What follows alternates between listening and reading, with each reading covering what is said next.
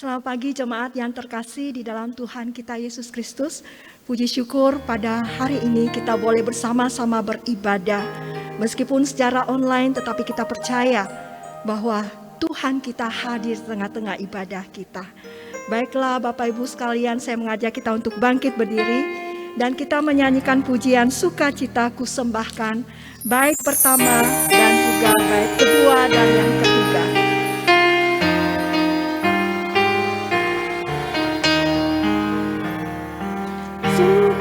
Sukacitaku sembahkan hanya pada Tuhanku.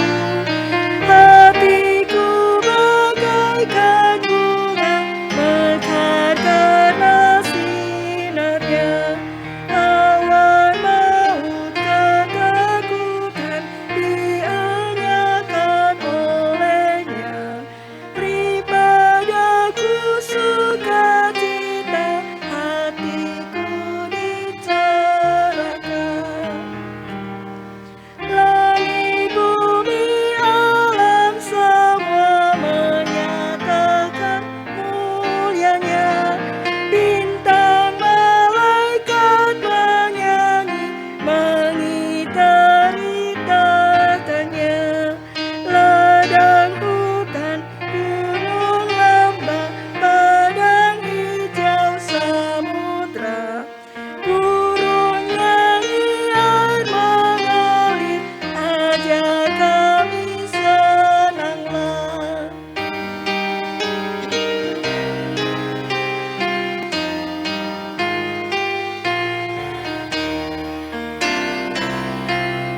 Sundai pohon rahmat, anugerahnya kekal. Sukacita kehidupan memancarlah. Anak Tuhan dan saudara hidup dalam kasih-Nya. Kita saling mengasihi dalam suka yang bekal.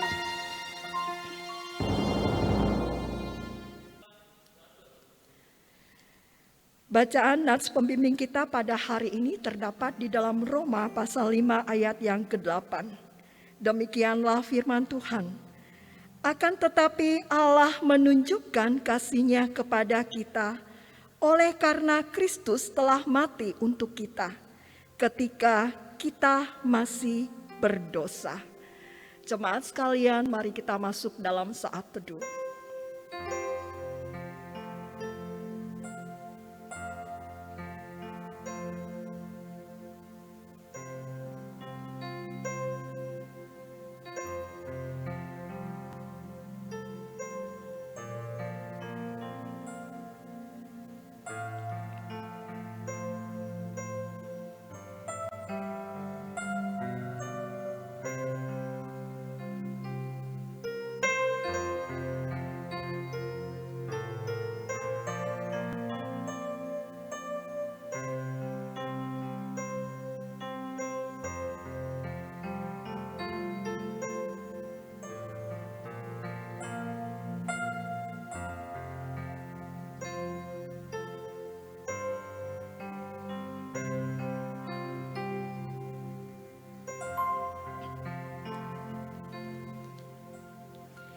Ibadah kita pada pagi hari ini dimulai dengan suatu pengakuan bahwa pertolongan kita datangnya dari Allah yang telah menjadikan langit dan bumi.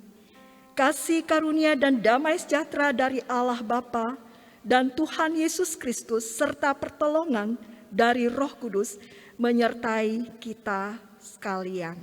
Amin. Jemaat dipersilahkan duduk. Jemaat yang terkasih di dalam Tuhan kita Yesus Kristus, tema kita pada minggu ini yaitu mengasihi yang tidak layak dikasihi. Oleh sebab itu, untuk meneguhkan dan juga mengingat akan kasih Tuhan di dalam hidup kita, saya mengajak kita untuk menyanyikan pujian Kasih Allah biarlah kita menyanyikan pujian ini dengan sungguh-sungguh, nyanyi bait yang pertama dan juga bait yang ketiga.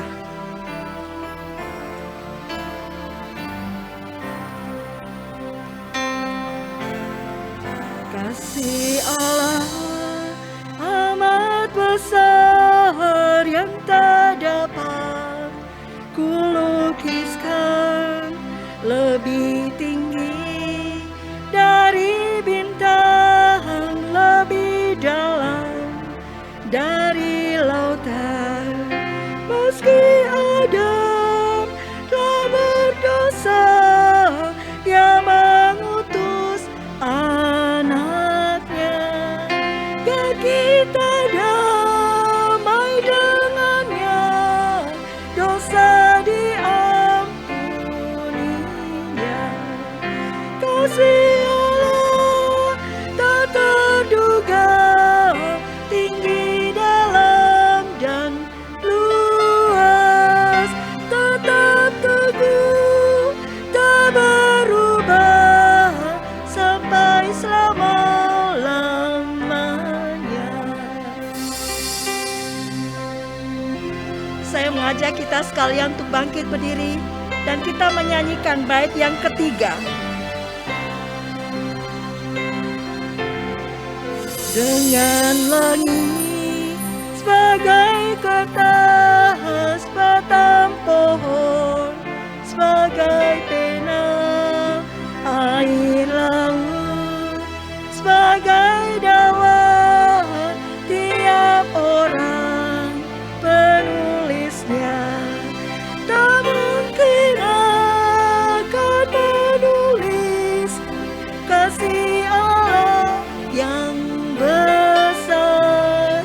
Langit dari timur ke barat tak akan memuatnya. Sialan tak terduga, tinggi, dalam, dan luas, tetap teguh, tak berubah sampai selama-lamanya. Kasih Allah tetap teguh, bahkan sampai selama-lamanya bagi kita sekalian.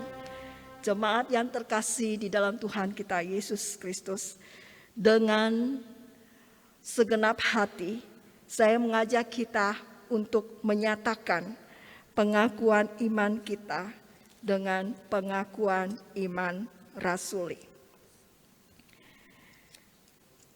Aku percaya kepada Allah, Bapa yang Maha Kuasa, Khalik langit dan bumi, dan kepada Yesus Kristus anaknya yang tunggal Tuhan kita, yang dikandung daripada Roh Kudus, lahir dari anak darah Maria, yang menderita sengsara di bawah pemerintahan Pontius Pilatus, disalibkan, mati dan dikuburkan, turun ke dalam kerajaan maut.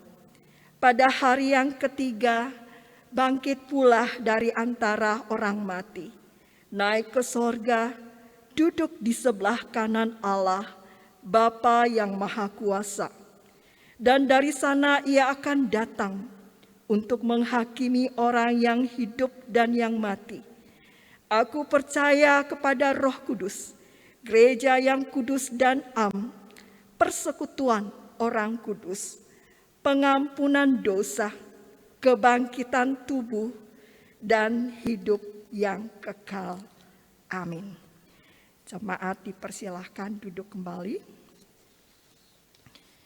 Saudara sekalian, kita akan sama-sama menaikkan doa syafaat kita. Sebelum kita bermohon, kita datang ke hadapan Tuhan. Kita menyatakan setiap hal yang mungkin menyakiti hati Tuhan, mengecewakan akan Dia. Saudara, mari kita datang, akui segala dosa kita, agar tidak ada yang menghalangi kita untuk datang kepada Tuhan. Mari sama-sama saya mengajak kita untuk berdiam diri dan menyatakan akan semua dosa kita. Kita mohon Tuhan mengampuninya. Karena di dalam firman-Nya, jika kita mengaku dosa kita, maka Dia adalah setia dan adil. Dia akan mengampuni segala dosa kita dan menyucikan kita dari segala kejahatan. Mari kita masuk dalam doa.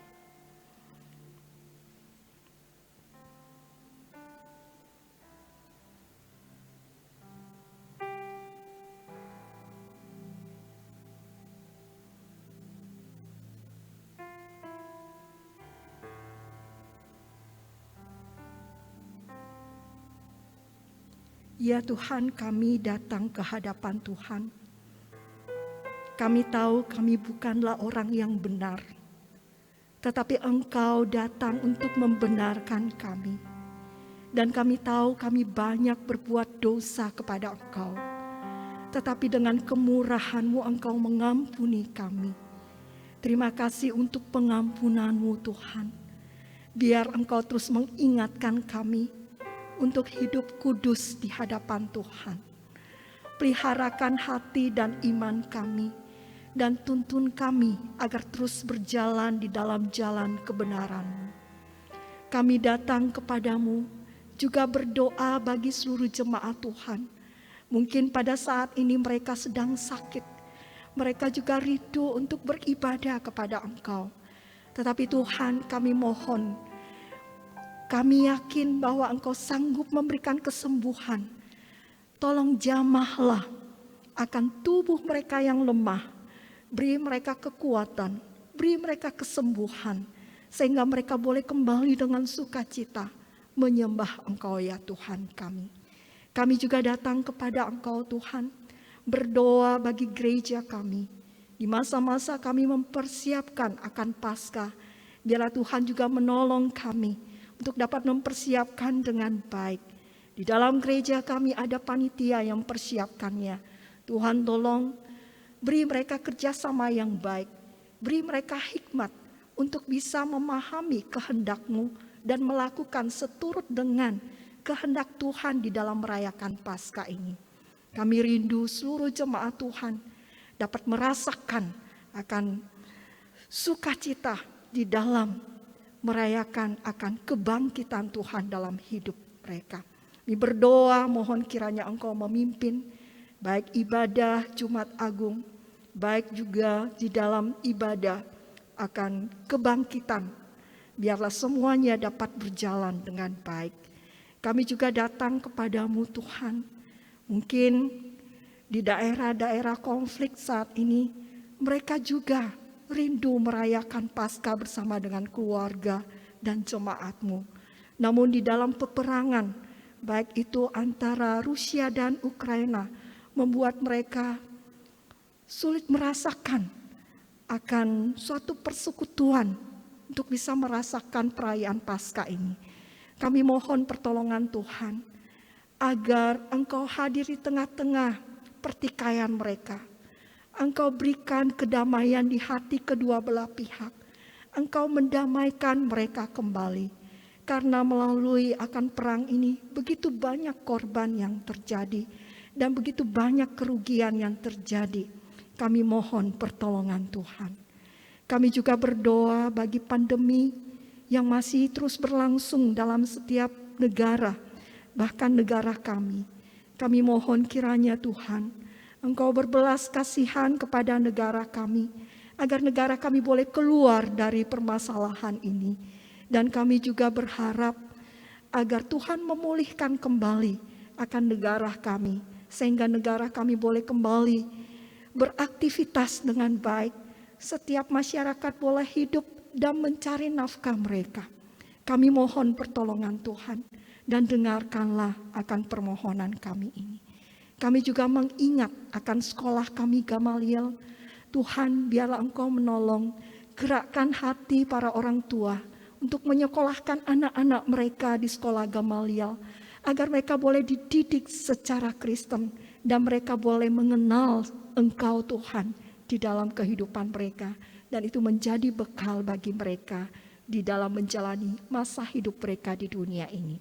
Kami mohon pertolongan-Mu Tuhan, Engkau yang mendirikan sekolah ini, kami percaya Engkau juga yang akan menuntun sekolah ini untuk bisa menghasilkan akan siswa-siswi yang unggul, yang berkualitas, yang dapat membawa suatu pembaharuan di dalam negara dan sungguh menjadi alat-alat Tuhan dan menjadi berkat bagi masyarakat di negara ini.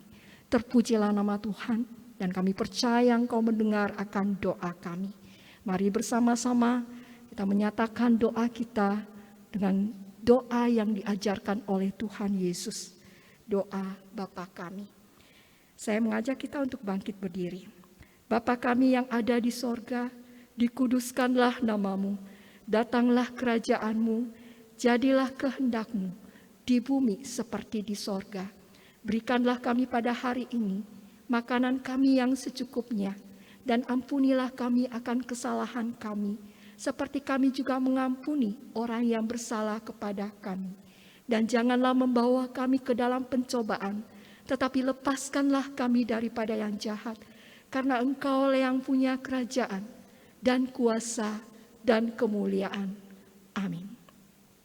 Dengan tetap berdiri kita menyanyikan Hormat Diberi.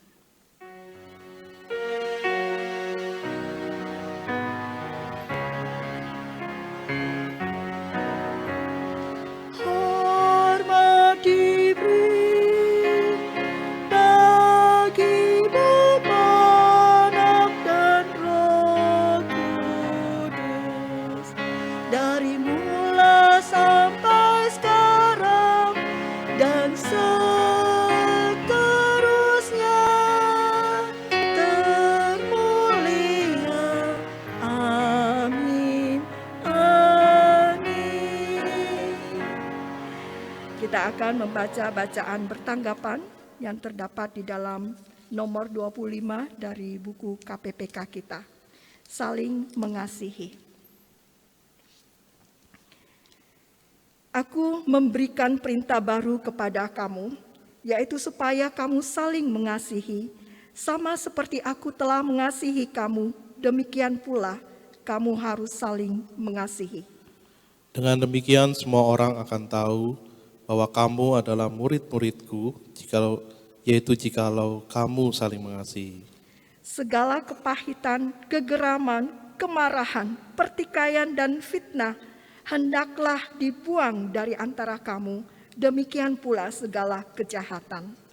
Tetapi hendaklah kamu ramah seorang terhadap yang lain, penuh kasih mesra dan saling mengampuni, sebagaimana Allah di dalam Kristus telah mengampuni kamu.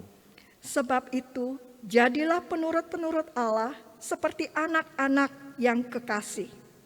Dan hiduplah di dalam kasih, sebagaimana Yesus Kristus juga telah mengasihi kamu dan telah menyerahkan dirinya untuk kita sebagai persembahan dan korban yang harum bagi Allah.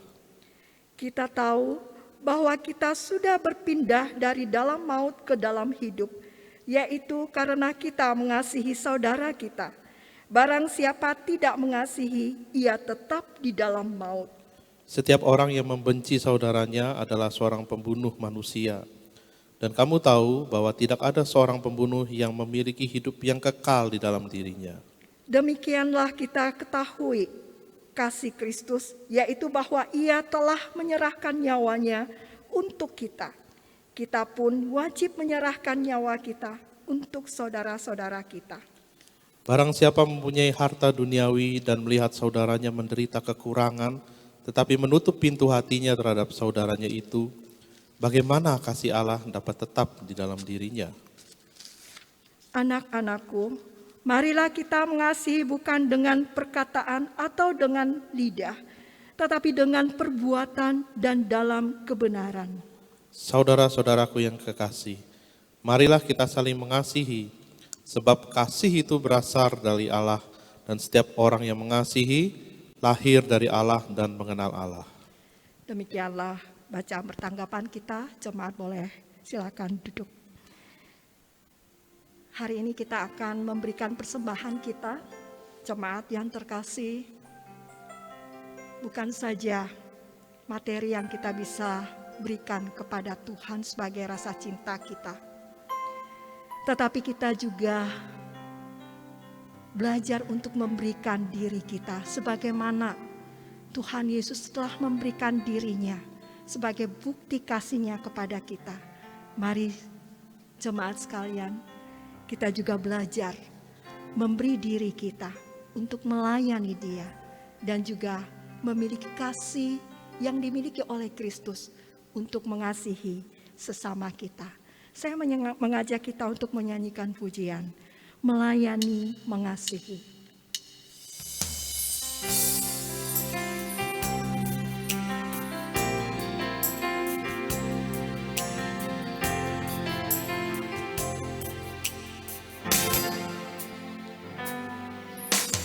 Berjuta jiwa tak tahu kemana kan pergi, berjuta hati dah lama menantikan kasih.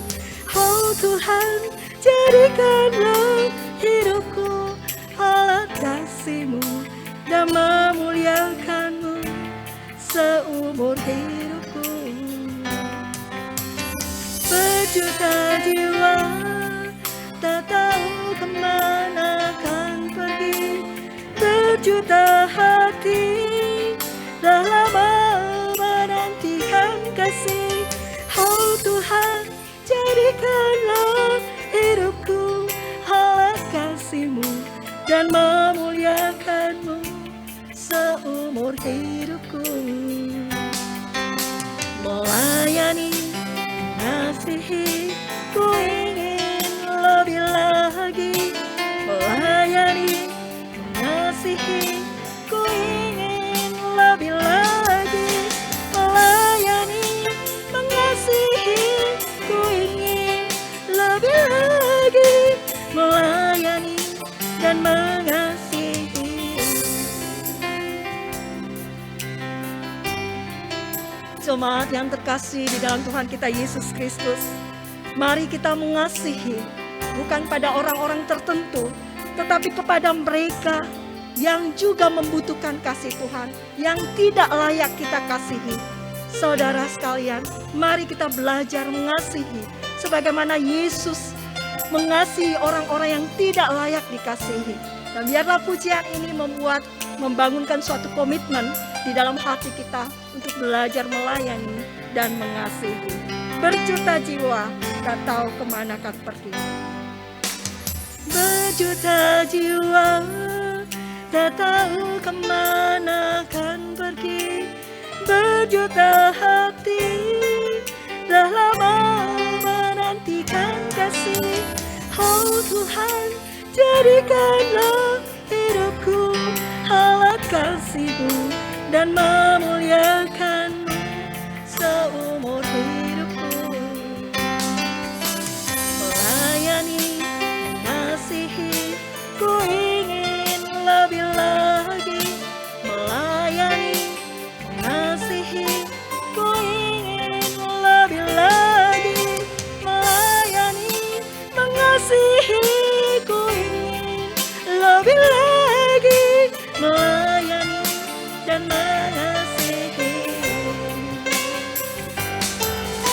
Melayani, mengasihi, ku ingin lebih lagi. Melayani, mengasihi, ku ingin lebih lagi. Melayani, mengasihi, ku ingin lebih lagi. Melayani dan mengasihi. Melayani dan mengasihi. Melayani dan mengasihi. Mari kita masuk dalam doa. Terima kasih Tuhan, melalui pujian ini Engkau mengingatkan kami bahwa bukan hanya materi yang dapat kami berikan buat Tuhan, tetapi beri kami hati yang mau mengasihi sesama kami, di mana orang-orang yang tidak layak menerima kasih Tuhan, tetapi kami mau melayani mereka, mau menyatakan akan kasih Tuhan kepada mereka. Ya Tuhan, selain kami mau mempersembahkan hidup kami. Sesuai dengan perintah-Mu, kami juga membawa persembahan kami kepadamu. Biarlah persembahan ini boleh menjadi alat di tangan Tuhan untuk memperlebar akan kerajaan Tuhan dan demi untuk dipakai menjangkau jiwa-jiwa yang baru untuk Tuhan. Terima kasih Tuhan untuk kesempatan yang Kau berikan di mana kami boleh memberi untuk kemuliaan Tuhan. Terpujilah nama Tuhan. Di dalam nama Tuhan Yesus kami serahkan persembahan kami. Amin. Jemaat yang terkasih di dalam Tuhan Yesus, kita akan sama-sama mendengarkan kebenaran firman Tuhan. Namun sebelumnya saya mengajak kita bersama-sama untuk mempersiapkan hati kita dengan menyanyikan suatu pujian, yaitu Tuhan kini ku datang. Mari kita menyanyikan pujian ini dengan kesungguhan hati, menyanyikan bait yang pertama dan juga bait yang ketiga. Hatiku senanglah ku dengar suaramu, darahku berikan padamu di bukit Kalvari. Kini ku datang padamu, masukkanlah dosaku di dalam darah-Mu. Bait yang ketiga. Penuhilah hatiku dengan Roh Kudus-Mu. Penuhilah hatiku dengan Roh Kudus dan anugerah-Mu yang limpah, agar ku serupa-Mu. Kini ku datang padamu, masukkanlah dosaku di dalam darah-Mu. Kepada hamba-Nya saya persilahkan.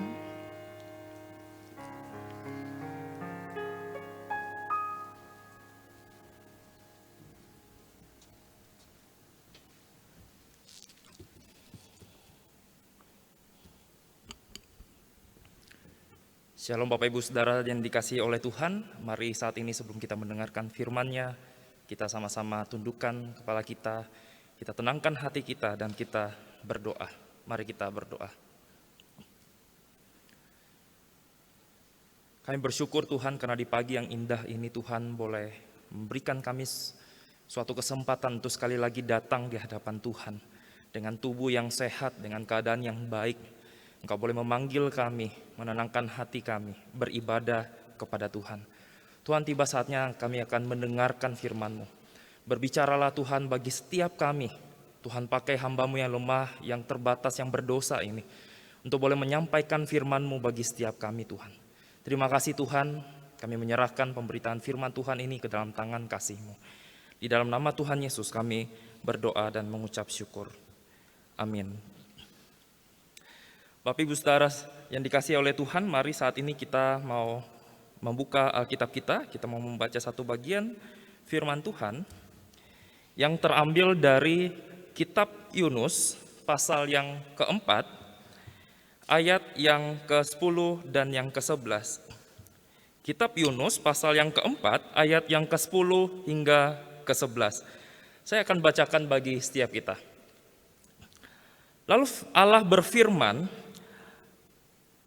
engkau sayang kepada pohon jarak itu yang untuknya sedikit pun engkau tidak berjerih payah dan yang tidak engkau tumbuhkan, yang tumbuh dalam satu malam dan binasa dalam satu malam pula.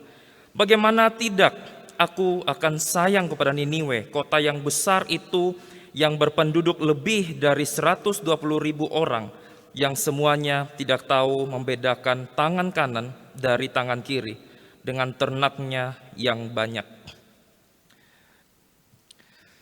Bapak Ibu Saudara, jika kita berbicara tentang kasih, saya rasa setiap kita akan setuju bahwa kasih adalah suatu hal yang begitu indah. Kasih, saudara, membuat kita mempunyai relasi yang intim dan harmonis. Kasih, saudara, membuat kita rela melakukan apa saja demi orang yang kita kasihi. Dan kasih juga membuat kita mampu untuk mengampuni orang yang melakukan kesalahan kepada kita. Namun Bapak Ibu Saudara, pada kenyataannya kasih itu tidak semanis dan seindah realita, bukan? Saudara, bukankah kita seringkali bergumul untuk bisa mengasihi seseorang? Bahkan saudara, seringkali yang menjadi alasan utama untuk kita mengasihi seseorang karena kita merasa orang tersebut nggak layak untuk dikasihi. Entah itu saudara karena ia telah melakukan suatu hal yang jahat kepada kita, dia pernah melukai kita, dia pernah melecehkan kita, menganiaya kita, telah menusuk kita dari belakang, saudara, menggosipin kita, menyebarkan hoax tentang kita, dan banyak faktor lainnya.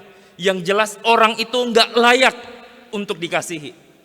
Nah saudara, lagi pula bukankah secara sadar atau tidak sadar, dunia itu telah mendoktrin kita untuk kita mengasihi diri kita sendiri melampaui semuanya. Mengutamakan keamanan kita, kesuksesan kita, kebahagiaan kita di atas orang lain. Benar nggak saudara? Bahkan boro-boro saudara orang nyakitin kita. Tidak sedikit di antara kita mungkin pernah sulit mengasihi orang yang hidupnya terlihat lebih baik dari kita, lebih nyaman dari kita, lebih bahagia dari kita. Saudara, akibatnya kebanyakan dari kita hanya ingin mengasihi orang yang dapat memberikan kita kenyamanan, baik kepada kita, mengasihi kita, dan memberikan benefit kepada kita. Saudara, dunia mendoktrin kita seperti ini. Untuk kita mengasihi diri kita sendiri dan mengasihi orang yang sanggup mengasihi kita, orang yang layak untuk kita kasihi. Namun Bapak Ibu Saudara, sesungguhnya fenomena ini bukan hanya terjadi di zaman sekarang. Fenomena ini saudara juga sudah terjadi sejak dahulu. Bahkan di zaman Yunus saudara. Dan saya berdoa saudara supaya melalui kisah yang kita akan renungkan, kisah tentang panggilan Yunus, supaya setiap kita dapat belajar apa sih makna sesungguhnya dari tema kita pagi hari ini, yaitu mengasihi yang tidak layak dikasihi. Bapak Ibu Saudara, kitab ini dimulai dari panggilan Allah kepada Yunus. Di dalam Yunus pasal 1 ayat 1 sampai 2. Saudara, di sana tertulis, datanglah firman Tuhan kepada Yunus bin Amittai. Demikian bangunlah, pergilah ke Niniwe, kota yang besar itu, berserulah terhadap mereka karena kejahatannya telah sampai kepadaku. Jadi Bapak Ibu Saudara, Yunus ini adalah seorang nabi Allah yang dipanggil pergi memberitakan pesan pertobatan kepada Niniwe. Saudara, panggilan ini sesungguhnya adalah panggilan yang dapat dikatakan panggilan yang unik, saudara. Karena pada waktu itu Nabi Israel biasanya dipanggil hanya untuk memberitakan nubuatan kepada bangsa Israel saja. Walaupun memang saudara di Alkitab juga dituliskan ada Nabi Yeremia, Yesaya, Amos yang juga pernah memberitakan tentang nubuatan bangsa kafir. Tetapi saudara, mereka hanya memberitakan secara singkat dan tidak ada yang dipanggil secara spesifik pergi ke bangsa itu untuk berkhotbah. Saudara, namun saudara, ketika kita melihat apa respons dari Yunus terhadap panggilan yang unik ini saudara. Kalau kita lihat saudara, ternyata respons dari Yunus di luar dari ekspektasi. Kita bisa lihat di ayat yang ketiga saudara. Tetapi Yunus bersiap untuk apa saudara? Untuk melarikan diri ke Tarsis, jauh dari hadapan Tuhan. Ia pergi ke Yafo dan mendapat di sana sebuah kapal yang akan berangkat ke Tarsis. Ia membayar biaya perjalanannya, lalu naik ke kapal itu untuk berlayar bersama-sama dengan mereka ke Tarsis. Jauh apa saudara? Jauh dari hadapan Tuhan. 2 kali ditekankan kalimat ini saudara. Bapak Ibu Saudara, seorang nabi yang seharusnya menuruti perintah dan panggilan Tuhan, tetapi Yunus malah pergi melarikan diri ke Tarsis, daerah yang sangat jauh, yang sangat bertolak belakang dari arah yang diperintahkan, yaitu Niniwe. Mungkin saudara dia berpikir bahwa saya bisa pergi meninggalkan Tuhan, saya bisa pergi meninggalkan panggilan Tuhan. Atau saudara mungkin dia berpikir Kalau saya pergi jauh, saya nggak mau dengar, saya nggak mau ikut panggilan Tuhan, nanti Tuhan pasti capek sendiri kok panggil saya. Benarkah demikian, saudara? Nyatanya enggak, saudara. Kalau kita lihat, saudara, kisahnya, ternyata Tuhan malah mencari Yunus. Kasih karunia Tuhan mengejar nabi yang gagal ini. Saudara, kalau kita renungkan sejenak, mengapa sih Yunus ini bisa seperti ini? Dia bisa untuk gak mau taat Tuhan, dia gak mau memilih untuk mengasihi, membawa berita pertobatan kepada Niniwe. Kenapa, saudara? Apakah karena dia gak tahu bahwa Allah itu maha kasih, saudara, maha pengampun? Apakah, saudara, karena dia tidak tahu bahwa dia yang merupakan seorang nabi seharusnya juga belajar untuk mengampuni orang-orang Niniwe? Enggak, saudara. Yunus tahu semua itu. Dia tahu dengan jelas siapa Tuhan yang memanggilnya. Dia tahu dengan jelas doktrin-doktrin tentang Allah, atribut-atribut Allah. Saudara bisa lihat itu di pasal 2, saudara. Yunus tahu bahwa Allah itu pengampun, Allah itu maha baik, maha kasih, yang mendengar seruan anaknya, yang membawa keselamatan bagi orang-orang yang sungguh-sungguh bertobat kepadanya. Di pasal yang keempat, saudara, bahkan Yunus sendiri yang berkata bahwa Tuhan itu pengasih, penyayang, panjang sabar, dan berlimpah kasih setia.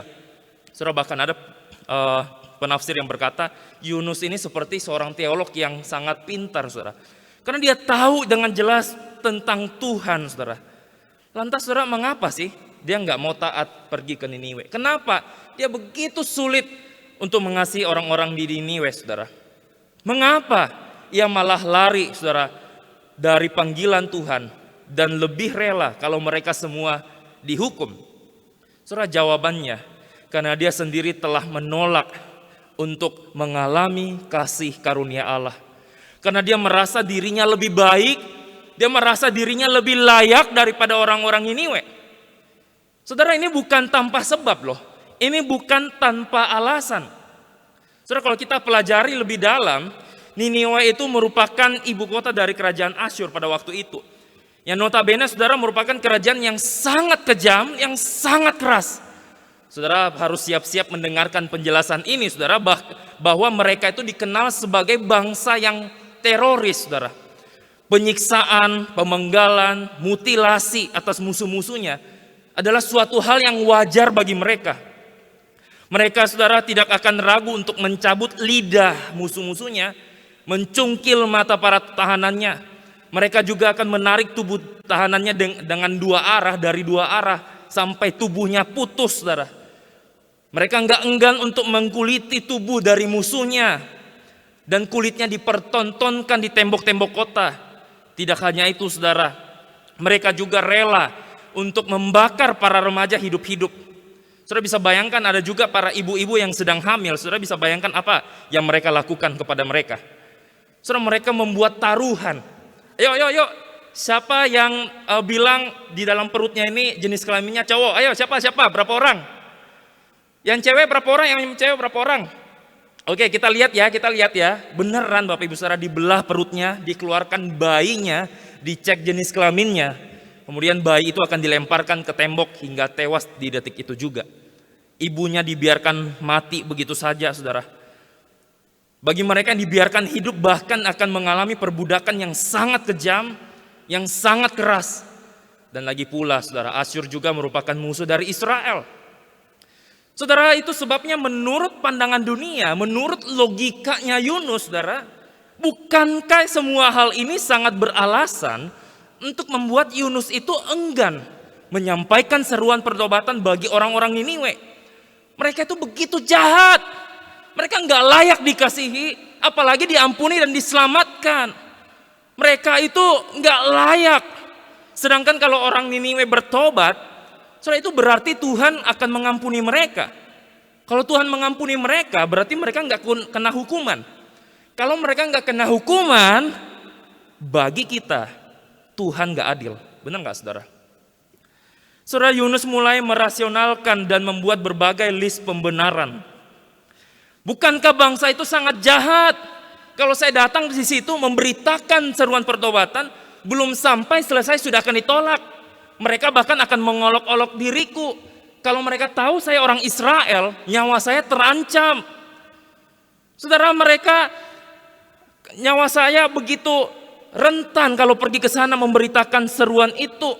Bukankah lebih baik kalau mereka nggak bertobat, supaya jadi contoh bagi generasi penerus mereka, jadi contoh bagi bangsa-bangsa kafir yang lainnya, jadi contoh bagi orang-orang Israel supaya takut akan Tuhan.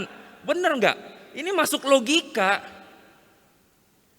Saudara, di saat kehendak Tuhan tidak sesuai dengan cara berpikir dan logika Yunus, di saat kasih Allah tidak masuk akal baginya, apa yang dilakukan Yunus, Bapak Ibu Saudara?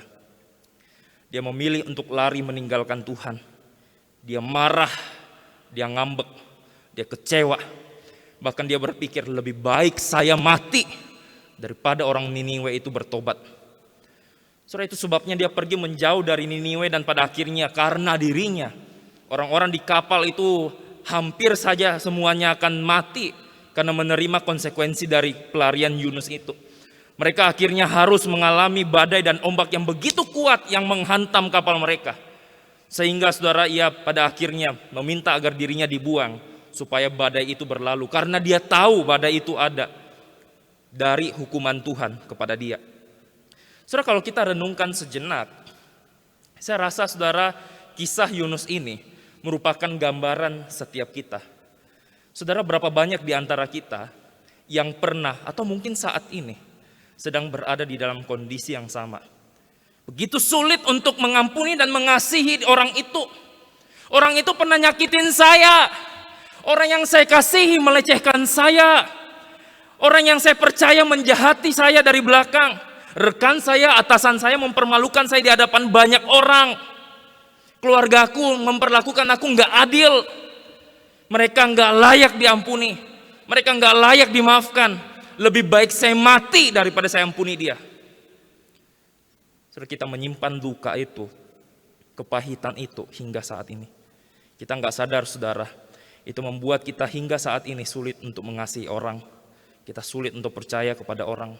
Kita merasa insecure. Hidup kita dipenuhi kekhawatiran. Kita nggak ada damai.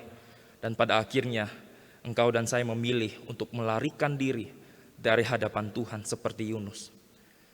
Saudara, melarikan diri di sini nggak selalu bicara tentang fisik, tentang tidak datang ke gereja. Mungkin secara fisik engkau bisa hadir di dalam gereja. Mungkin secara fisik engkau bisa melayani. Mungkin secara fisik bertahun-tahun di KTP-mu adalah orang Kristen. Konsisten ikut ibadah selama masa pandemi ini. Persembahan tetap lancar ke gereja. Namun hatimu sedang lari kepada hal-hal di dunia ini.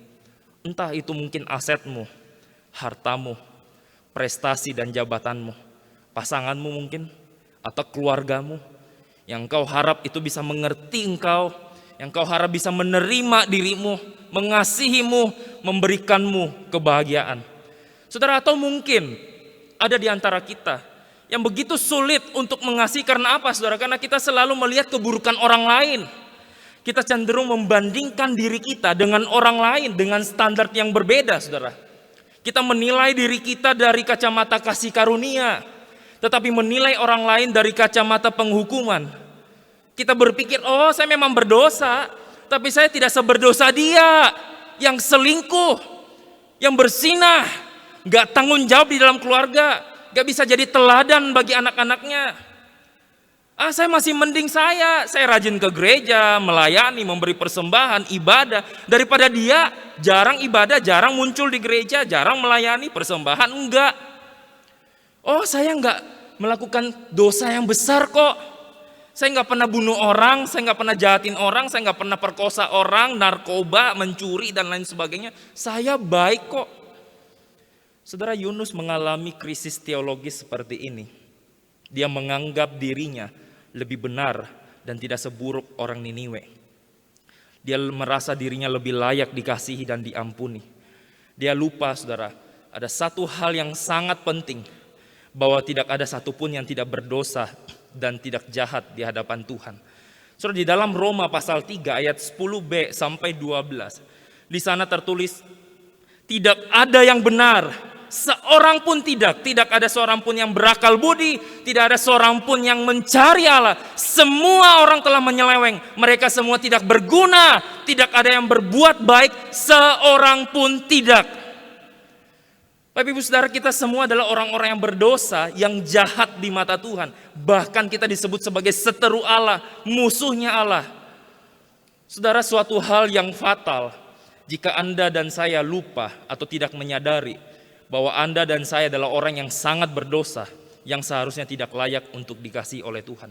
Siapapun Anda dan saya, apapun jabatanmu, berapa lama pun engkau melayani dan ikut Tuhan, kita semua adalah orang-orang yang berdosa dan gak layak di hadapan Tuhan. Saudara, ada seorang pendeta yang pernah menulis di Twitter, saudara, dia berkata bahwa jika orang yang paling berdosa yang Anda kenal bukan Anda, maka Anda tidak mengenal diri Anda dengan baik. Saudara, itu sebabnya kalau kita lihat di surat 1 Timotius pasal yang pertama, ayat yang ke-15. Di sana Paulus pernah berkata demikian, perkataan ini benar dan patut diterima sepenuhnya. Kristus Yesus datang ke dunia untuk menyelamatkan orang berdosa, dan di antara mereka akulah yang paling berdosa. Saudara, di dalam bahasa aslinya, Paulus itu berkata bahwa akulah yang, dia bukan berkata bahwa akulah dahulu orang yang paling berdosa. Saudara, di sini bentuk kata kerjanya adalah present, saudara. Sekarang dia mau berkata, akulah orang yang sekarang ini berdosa. Saudara, bahkan saudara dia waktu itu sudah melayani secara luar biasa, secara total, secara banyak sekali dia mempertobatkan orang, saudara. Kalau dia berkata dahulu dia berdosa, mungkin kita akan berkata, oh tentu dia dulu pembunuh, dia dulu penganiaya, dia dulu penjahat berkedok agama.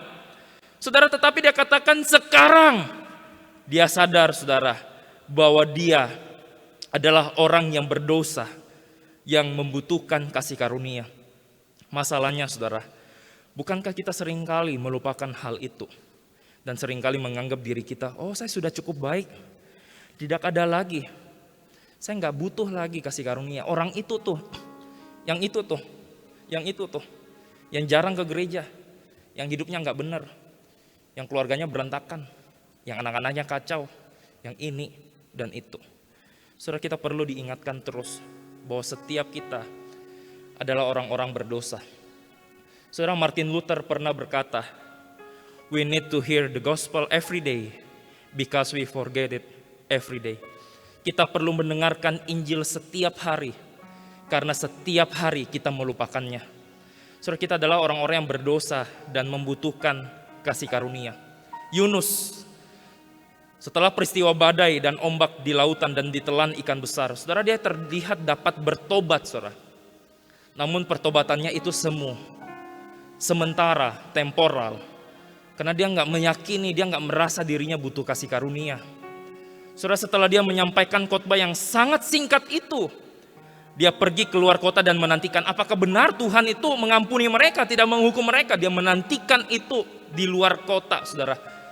Dia menantikan, dia masih nggak terima kalau Tuhan mengampuni mereka. Saudara, apa sih yang kita pelajari dari kisah ini? Saudara, apa sih hubungan dari kisah ini tentang Injil, tentang kasih karunia? Saudara, kalau kita mempelajari bagian ini, apa sih respons Allah? Apa yang Allah lakukan bagi Yunus, nabi yang gagal ini? Saudara, ternyata kasih Allah mengejar dan mencari Yunus. Tuhan menjumpai dia melalui badai ombak yang besar dan melalui ikan yang menelannya. Bahkan saudara, ketika ia kesal karena orang Niniwe bertobat, Tuhan masih sabar. Tuhan masih mencari, Tuhan masih mengajar Yunus. Saudara, Tuhan menumbuhkan pohon jarak itu untuk melindunginya dari panas. Dan pada waktu itu Yunus sayang kepada pohon jarak ini karena bisa melindungi dia. Dapat mengalami, ada benefit, ada keuntungan dari pohon itu. Saudara, tetapi Tuhan mengajari suatu hal yang sangat luar biasa kepada Yunus melalui pohon itu. Saudara bisa lihat di pasal yang keempat ayat 10 dan 11 tadi. Lalu Allah berfirman, engkau sayang kepada pohon jarak itu yang untuknya sedikit pun engkau tidak berjerih payah, dan yang tidak Engkau tumbuhkan, yang tumbuh dalam satu malam dan binasa dalam satu malam pula. Bagaimana aku tidak sayang kepada Niniwe, kota yang besar itu, yang berpenduduk lebih dari 120.000 orang, yang semuanya itu tidak tahu membedakan tangan kanan dan kanan kiri dengan ternaknya yang banyak. Saudara, melalui kalimat ini Tuhan mau berkata bahwa dirinya begitu mengasihi bangsa yang bobrok, yang berdosa ini, karena mereka nggak tahu apa yang mereka lakukan, karena mereka sedang berjalan di dalam kegelapan dosa. Namun saudara, kalau kita pelajari lebih dalam lagi kitab ini, saudara, kita akan menemukan suatu hal yang menarik, saudara. Karena saudara, kalau kita perhatikan, kitab ini ditutup dengan suatu hal yang sebenarnya nggak ada hubungannya dengan pertobatan Niniwe. Secara efektif, saudara, kitab ini hanya membahas satu pasal saja mengenai pertobatan Niniwe, saudara. Dengan kata lain, saudara, sesungguhnya yang menjadi sorotan utama bukan Niniwe. Apakah itu berarti Yunus, saudara? Kalau kita lihat lebih dalam, saudara, rasanya enggak juga. Karena Yunus ini teladan yang gagal, teladan ketaatan yang tidak baik, saudara, dalam narasi ini. Saudara, kalaupun iya, bukankah sebaiknya kitab ini ditutup di pasal 3 saja? Bukankah nabi yang tidak taat ini, yang gagal ini akhirnya terlihat taat, memberikan suatu pesan pertobatan yang luar biasa, yang efektif, hingga orang-orang di Niniwe itu menyesal dan bertobat di hadapan Tuhan. Happy ending. Saudara, tapi kalau kita perlu lihat dengan jelas, saudara, penulis kitab ini dengan sengaja menuliskan pribadi Yunus yang sampai pada akhir tetap gagal melihat Allah, kasih Allah. Saudara, dengan kata lain, kitab ini sedang menyoroti tentang kelemahan manusia, mengenal kasih Allah bagi manusia yang gak layak. Saudara, saya rasa ini bukan sebuah kebetulan kalau kitab Yunus ditutup dengan pertanyaan retorika. Seakan-akan dia ingin setiap kita pembaca menjawab, ya benar, Tuhan seharusnya mengasihi bangsa yang bobrok. Saudara, saya rasa saudara ini bukan sebuah kebetulan. Seakan-akan ia mau mengisyaratkan jika Yunus yang merupakan nabi Allah gagal untuk mengasihi mereka, bangsa yang tidak layak dikasihi, maka kelak akan ada Yunus yang sejati, yang merupakan nabi Allah yang sempurna, yang berhasil untuk mengasihi manusia yang gak layak dikasihi, bahkan mati bagi mereka. Siapakah dia, saudara? Dia adalah Yesus Kristus. Saudara, jika Yunus dipanggil Allah dan dengan terpaksa ia pergi ke kota yang tidak mengenal Allah, maka Yesus, Yunus yang sejati, dipanggil Allah Bapa untuk turun ke dalam dunia yang rusak, dunia yang tidak mengenal Allah, yang begitu hina, yang begitu berdosa. Yohanes 3:16. Karena begitu besar kasih Allah akan dunia ini, sehingga dia mengaruniakan anaknya yang tunggal, mati bagi kita, sehingga kita yang percaya kepadanya memperoleh hidup yang kekal. Saudara, kalau kita lihat, saudara, jika Yunus melarikan diri dari panggilannya, Yesus, Yunus yang sejati, memberikan dirinya taat, bahkan taat sampai mati. Jika Yunus dikorbankan ke dalam badai, dilemparkan ke laut untuk memuaskan murka Allah atas dosanya sendiri, Yesus lebih daripada Yunus. Yesus menjadi korban yang tidak bersalah, yang tidak bercacat, dilemparkan ke dalam lautan murka Allah atas dosa yang seharusnya kita tanggung. Saudara, 2 Korintus pasal 5 ayat 21. Dia yang tidak mengenal dosa telah dibuatnya menjadi dosa karena kita, supaya di dalam Dia kita dibenarkan oleh Allah. Saudara, ketika kita melihat kepada Kalvari, saudara, kita akan sadar bahwa setiap kita gak layak di hadapan Tuhan, sampai Tuhan harus datang, mati, menanggung dosa yang seharusnya kita tanggung. Saudara, ketika kita memaknai dan menghidupi Injil, kita akan perlahan dimampukan untuk melepas pengampunan, untuk mengasihi orang-orang yang tidak layak untuk dikasihi. Saudara, mungkin ini bukan hal yang mudah. Mungkin ini enggak instan. Mungkin ini butuh proses berhari-hari, berbulan-bulan, bahkan bertahun-tahun lamanya.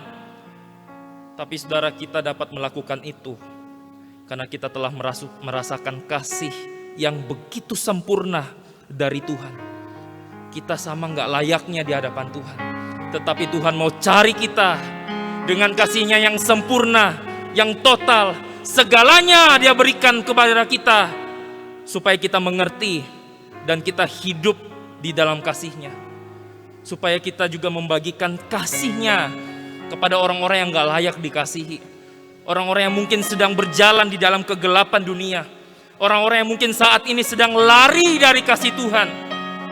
Saudara, ada banyak orang yang saat ini berjalan di dalam duka, mencari kasih yang sempurna, yang menerima Dia, yang menyelamatkan dia. Saudara, tetapi mereka tidak menemukannya karena mereka mencari ke tempat yang salah. Ke keluarga mereka mungkin, ke bisnis mereka mungkin, ke teman mereka, pasangan mereka, ke harta mereka. Tetapi mereka gak menemukannya. Saudara, bagi engkau dan saya yang telah menerima dan mengalami kasih yang sempurna dari Kristus, maukah engkau dan saya menjadi Injil yang terbuka bagi mereka, menjadi saksi Kristus, membagikan kasih yang begitu indah itu bagi mereka. Saudara, mari kita tundukkan kepala kita dan kita merenungkan firman Tuhan hari ini. Kita datang ke hadapan Tuhan.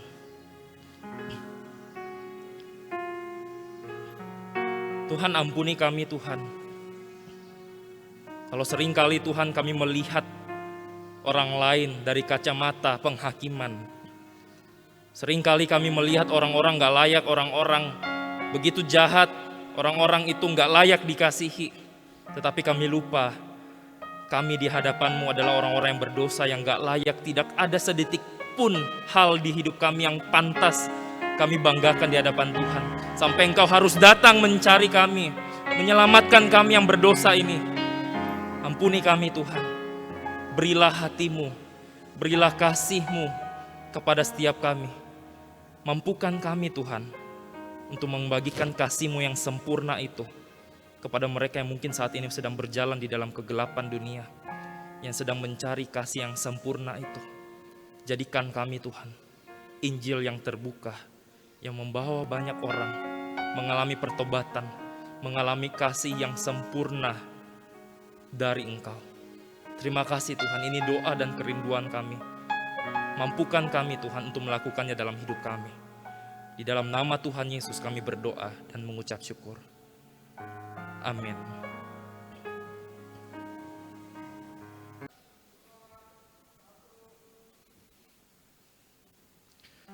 Jemaat yang dikasihi oleh Tuhan, kita akan mengakhiri ibadah kita di pagi hari ini. Saya mengundang kita semua berdiri dan kita mengangkat pujian doksologi.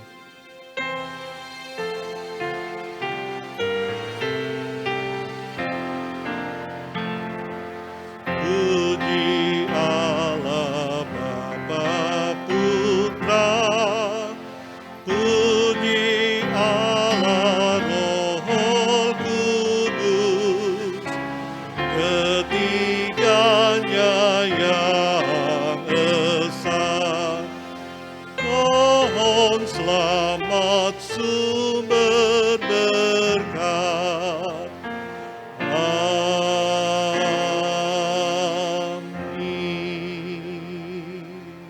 Mari kita berdoa. Terpujilah Allah yang memberikan anugerah-Nya berlimpah, di mana pada kesempatan ini kami boleh beribadah, memuji dan memuliakan nama-Mu. Tuhan berkati jemaat-Mu di sepanjang minggu ini, perjalanan kehidupan mereka, iman mereka, Engkau akan terus menopang, dan Engkau Allah menyediakan semua yang mereka butuhkan, sehingga mereka terus menikmati Engkau dan keselamatan yang secara utuh mereka boleh nikmati. Terpujilah Engkau. Tuhan berkati mereka yang berulang tahun. Tuhan, Engkau yang akan menyempurnakan sukacita mereka. Dan Tuhan juga memberkati mereka yang berhasil, baik dalam studi, baik itu dalam pekerjaan, baik itu dalam usaha dan ekonomi mereka. Tuhan memberkati. Terima kasih banyak Tuhan. Terpujilah nama-Mu kekal selama-lamanya.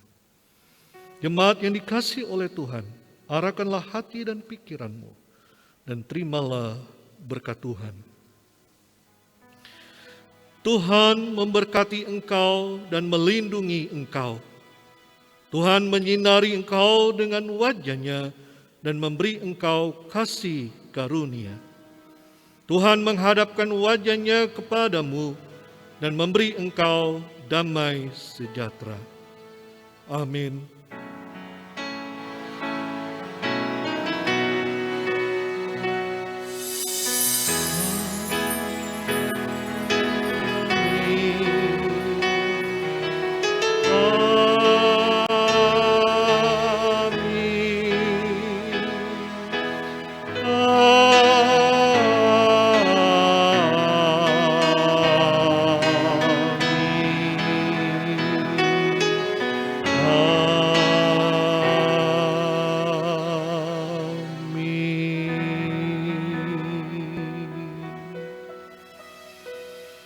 Jemaat dipersilakan duduk. Mari kita bersatu teduh. Selamat hari Minggu. Tuhan Yesus memberkati kita semua. Terpujilah Tuhan. Shalom.